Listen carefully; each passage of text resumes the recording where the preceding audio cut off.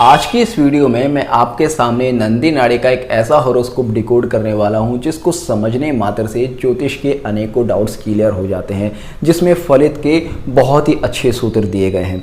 किसी भी astrology students के लिए, स्पेशली जो कि नाड़ी एस्ट्रोलॉजी पढ़ते हैं, उन लोगों के लिए चार्ट बहुत ही स्पेशल है। ये चार्ट है नंदी नाड़ी का चार्ट नंबर 67।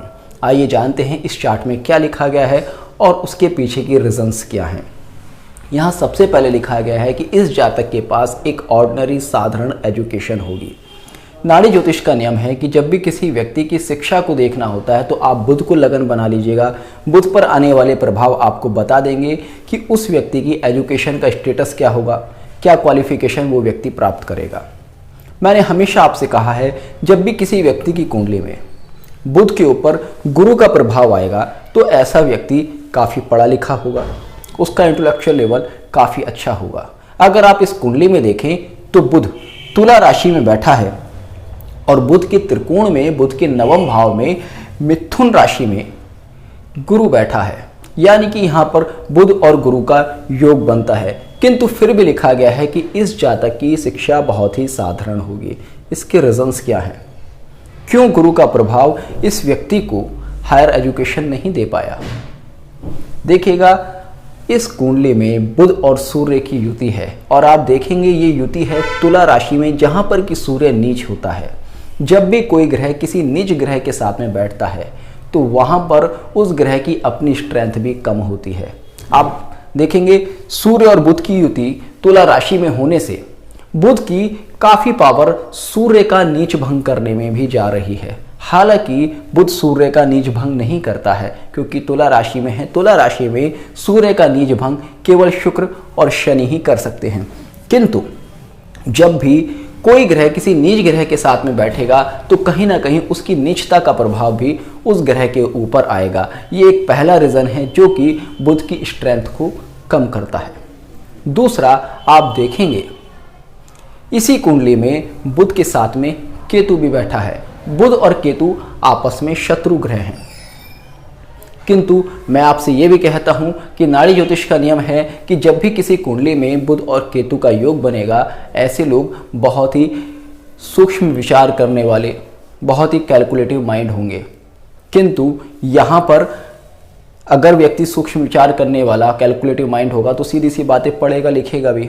और बुध, गुरु और केतु का योग जब किसी कुंडली में बनता है तो वो व्यक्ति को ब्राह्मण गण योग बनाता है, यानी कि ऐसा व्यक्ति बहुत ज़्यादा पढ़ा लिखा होता है। वो स्थिति भी यहाँ पर नहीं है। उसके रीजंस क्या है?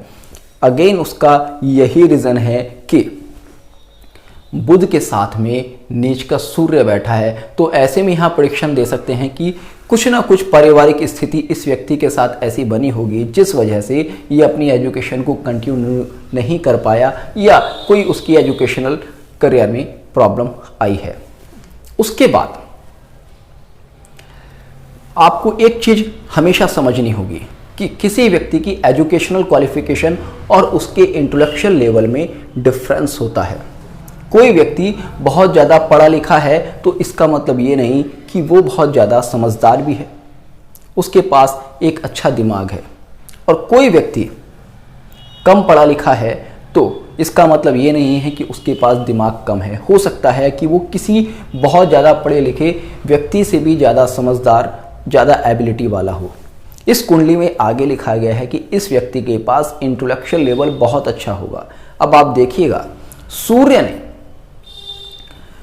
बुध की स्ट्रेंथ में कमी दी, किंतु कहां पर? एकेडमिक क्वालिफिकेशन गेन करने में। किंतु जैसा कि मैंने आपसे हमेशा कहा है कि जब भी किसी व्यक्ति के बुध के ऊपर गुरु का प्रभाव आएगा तो ऐसा व्यक्ति बहुत ही इंटेलेक्चुअल लेवल वाला होगा। और इस कुंडली में बुध, गुरु और केतु का योग बन रहा है जो कि ब्राह्मण गण योग है, जो कि किसी व्यक्ति को बहुत ही सूक्ष्म एनालिसिस करने की, बहुत ही ज़्यादा किताबों में घुसने की क्षमता देता है। हो सकता है ये व्यक्ति अलग अलग तरह की नॉलेजेस वाला हो, दुनिया भर की किताबें इसने पढ़ रखी हों, किंतु एकेडमिक क्वालिफिकेशन इसके पास नहीं है। तो किसी भी व्यक्ति की एकेडमिक क्वालिफिकेशन को देखना है तो उसके लिए बुध की एक प्रॉपर स्ट्रेंथ को देखिएगा। अगर बुध बहुत ज़्यादा स्ट्रांग है तो एकेडमिक क्वालिफिकेशन तो उस व्यक्ति के पास होगी, और बुध के ऊपर गुरु का प्रभाव भी है, तो ऐसे व्यक्ति के पास एकेडमिक क्वालिफिकेशन के साथ साथ एक अच्छा खासा इंटेलेक्चुअल माइंड भी होगा ही होगा। एक और रीजन यहां पर मैं आपको बताता हूं। देखिएगा, इस कुंडली में सूर्य नीच का है। सूर्य किसी भी कुंडली में पिता का कारक ग्रह होता है। हमारे एजुकेशनल करियर के टाइम पर, किसी व्यक्ति के कॉलेज में एडमिशन लेने के टाइम पर अगर पिता की फाइनेंशियल कंडीशन किसी वजह से खराब हो जाए या पिता को कोई समस्या आ जाए, तो आप सीधा सा समझ सकते हैं कि ऐसा व्यक्ति हायर एजुकेशन के लिए नहीं जा पाएगा, क्योंकि पारिवारिक समस्याएं भी कई बार हायर एजुकेशन लेने के रास्ते में रोड़ा बन जाती हैं। तो इस तरह की अलग अलग स्थितियां लोगों के साथ हो सकती हैं, किंतु वहां पर अगर कुंडली में बुध, गुरु और केतु जैसे योग बन रहे हैं तो आप समझ सकते हैं कि भले इसके पास कोई बड़ी डिग्री नहीं है, किंतु ये इंसान बहुत ही समझदार और किसी पढ़े लिखे एकेडमिक क्वालिफिकेशन वाले डिग्री होल्डर व्यक्ति से भी ज़्यादा इंटेलिजेंट है। आगे जानते हैं कि इस हॉरोस्कोप में क्या लिखा गया है और उसके रीजंस क्या हैं। आगे यहां पर लिखा गया है, Jupiter has Mars in the next house, so he will be a good soul devotee to God. गुरु से दूसरे भाव में मंगल है, इसलिए ये जातक ईश्वर के प्रति आस्था वाला होगा। हालांकि मैं यहाँ पर ईश्वर के प्रति आस्थावान होने के लिए गुरु के दूसरे भाव में मंगल को नहीं मानता हूँ, इसका प्रभाव नहीं मानता हूँ। इसके जो सीधे से रीजंस है वो मैं आपके साथ शेयर करता हूँ।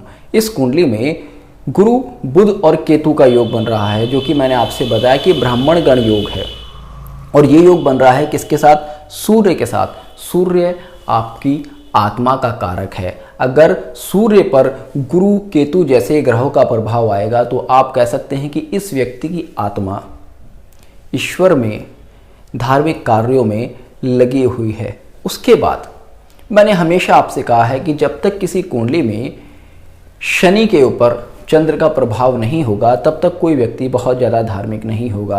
और इस कुंडली में तो आप देखेंगे गुरु, शनि और चंद्र का प्रतियुति संबंध है, समसप्तक योग बन रहा है, और साथ में सूर्य, केतु और गुरु का भी योग बन रहा है, जो कि अपने आप में एक सबसे बड़ा रीजन है इस जातक का डिवोटी होने का, एक डिवोटी साउल होने का।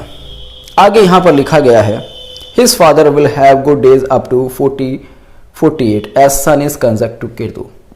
पिता को 40 और 48 के बीच में अच्छे दिन मिलेंगे। उसके रीजंस हैं कि सूर्य के ऊपर गुरु का प्रभाव आ जाता है, जो कि सूर्य को एक समय बाद स्ट्रेंथ दे देता है। He will have many brother and sisters. One brother will suffer much in life. इसके कई भाई बहन होंगे, जिनमें कि एक भाई अपने जीवन में बहुत ही ज़्यादा संघर्ष को प्राप्त करेगा। देखिएगा, सबसे पहले तो हमें देशकाल परिस्थिति को लेना होता है। ये कुंडली बहुत पुरानी है, जिस समय कि लोग फैमिली प्लानिंग नहीं करते थे, बहुत सारे माता पिता के बच्चे होते थे, तो मान सकते हैं कि इसके बहुत सारे भाई बहन होंगे।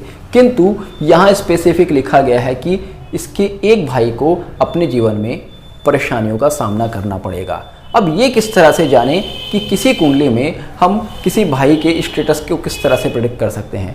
देखिएगा, नाड़ी ज्योतिष का सिंपल सा रूल है। आपके छोटे भाई का कारक मंगल, बुध है, और आपके बड़े भाई का कारक शनि है। आप देखेंगे इस कुंडली में मंगल अपनी नीच राशि में बैठा है, जो कि छोटे भाई का कारक है। तो यहाँ पर सीधा सा इंडिकेशन जाता है कि इस जातक का एक छोटा भाई अपने जीवन में बहुत ज़्यादा तरक्की नहीं कर पाएगा, उसको अपने जीवन में किसी ना किसी तरह की परेशानी होगी। और आप देखेंगे कि मंगल के ऊपर कोई भी बहुत पॉजिटिव इफेक्ट नहीं है। आप कह सकते हैं कि बैठा तो इस कुंडली में सूर्य भी नीच का है, किंतु पिता को हैप्पीनेस मिल रही है।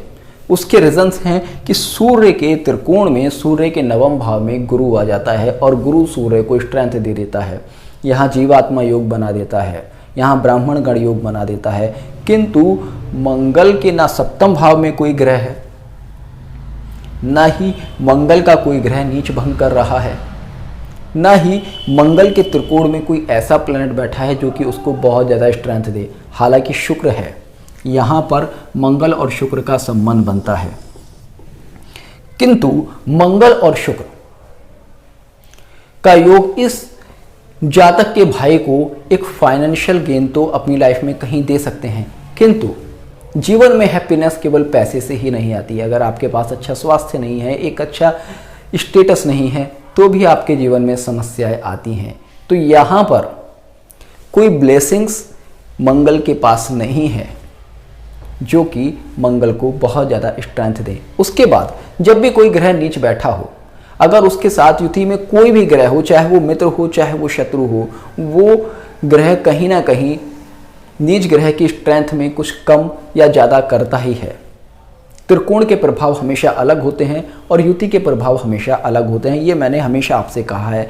तो आप देखेंगे कि मंगल के साथ में यहाँ पर कोई भी ग्रह नहीं है और मंगल का जो राशि स्वामी है वो मंगल से छठे भाव में चला गया है, जो कि अपने आप में एक और बड़ा रीज़न है कि इस जातक का छोटा भाई अपने जीवन में बहुत ही ज़्यादा प्रॉस्पेरिटी को नहीं प्राप्त कर सकेगा। किसी ना किसी तरह की समस्याएं उसके जीवन में होंगी ही होंगी। आगे लिखा गया है, he will not have family happiness. इस जातक को अपने जीवन में पारिवारिक सुख नहीं मिलेगा। पारिवारिक सुख यानी कि पत्नी का सुख कह सकते हैं या बच्चों का सुख बहुत ज़्यादा नहीं मिलेगा। उसके रीजंस क्या हैं?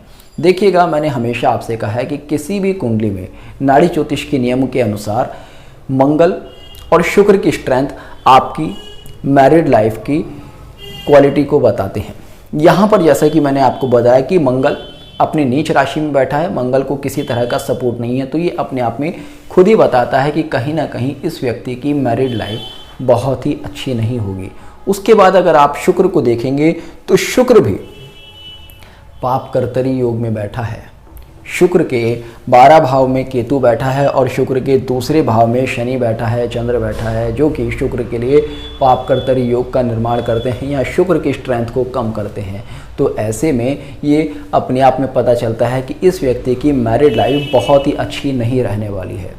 इस कुंडली में और भी कई सूत्र दिए गए हैं जो कि मैं नेक्स्ट वीडियो में आपके साथ शेयर करूंगा। तो जुड़े रहिएगा एस्ट्रो सूत्र के साथ। मिलते हैं नेक्स्ट वीडियो में, तब तक के लिए जय हिंद, जय भारत।